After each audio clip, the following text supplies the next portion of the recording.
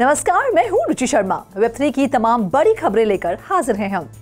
NFT artist के लिए एक वेब3 क्लब जो वर्ल्ड ने जो मेंबरशिप, जो हाउस और जो स्टूडियो लॉन्च किया है, जिसका एम वेब3 स्पेस में आर्टिस्ट को इंक्यूबेट करना, क्यूरेट करना और लॉन्च करना है।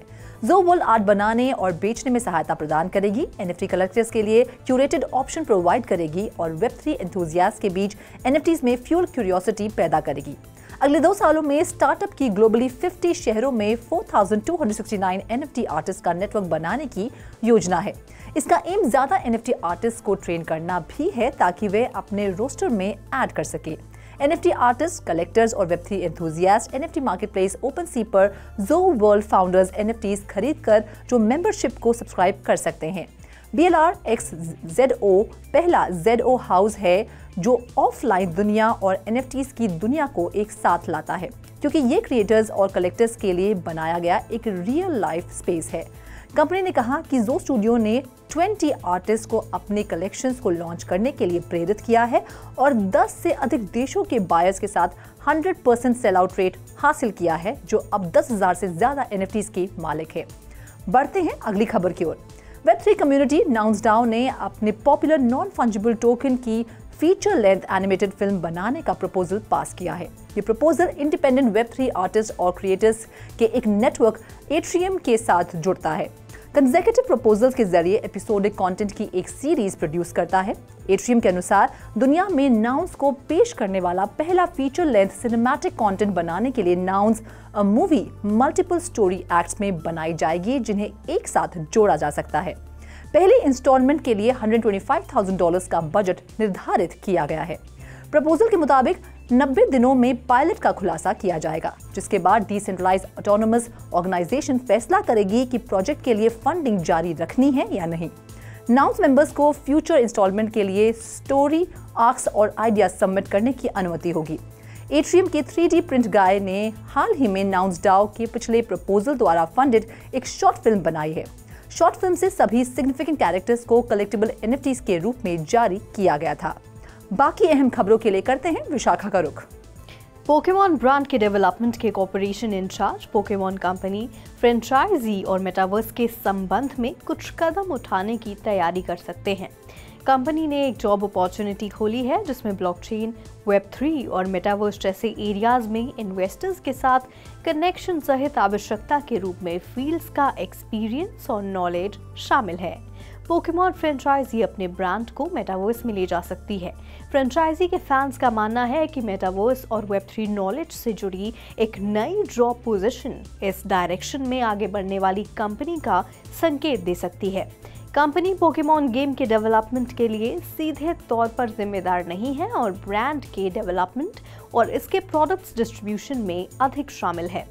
Company currently corporate development principal की मांग कर रही है, जो पोकेमॉन कंपनी को ग्रो करने के लिए स्ट्रैटेजीज और पार्टनरशिप्स के कंस्ट्रक्शन के लिए जिम्मेदार होगी और जो ब्रांड के लिए नए आइडियाज और डेवलपमेंट्स लाएगी। हालांकि रोल में 2 आवश्यकताएं भी शामिल हैं जो कंपनी के मेटावर्स के दृष्टिकोण पर संकेत देती हैं।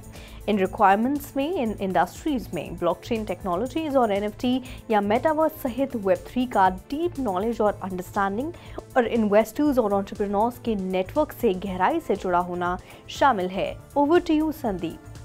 रिटेल बैंक नेटवेस्ट कस्टमर्स को फ्रॉड और स्कैम से बचाने के लिए क्रिप्टो करेंसी एक्सचेंजेस में भुगतान की जाने वाली राशि पर डेली और मंथली लिमिट्स लागू कर रहा है, जिसकी वजह से यूजर्स अपनी लाइफ चेंजिंग रकम खोने से बच सकते हैं। आगे बढ़ते हुए ग्राहक प्रतिदिन केवल 1,000 पाउंड तक और हर 30 दिनों में 5,000 पाउंड तक ही ट्रांसफर कर सकेंगे। बैंक ने कहा कि 2022 में यूके के कस्टमर्स ने क्रिप्टो करेंसी घोटाले में 329 मिलियन पाउंड खो दिया था। क्रिप्टो करेंसी घोटाले अक्सर क्रिप्टो करेंसी मार्केट्स कैसे काम करते हैं और उनके इनहेरेंट प्रेडिक्शन के बारे में समझ की कमी का फायदा उठाते हैं, ताकि पीड़ितों को लेजिटिमेट एक्सचेंज प्लेटफॉर्म्स पर अकाउंट्स में पैसा ट्रांसफर करने के लिए राजी किया जा सके। इन अकाउंट्स को अक्सर धोखेबाजों या खुद पीड़ितों द्वारा दबाव में पीड़ितों के नाम पर सेटअप किया जाता है। NatWest head of fraud protection Stuart Skinner ने कहा, आपको हमेशा अपने क्रिप्टो करेंसी वॉलेट का एकमात्र नियंत्रण होना चाहिए, किसी और के पास पहुंच नहीं होनी चाहिए। यदि आपने वॉलेट को स्वयं सेट नहीं किया है या पैसे का उपयोग नहीं कर सकते हैं तो यह घोटाला होने की संभावना है। उन्होंने कहा, हमने क्रिप्टो करेंसी एक्सचेंजेस का उपयोग करते हुए घोटाले की संख्या में वृद्धि देखी है और हम अपने ग्राहकों की सुरक्षा के लिए काम कर रहे हैं।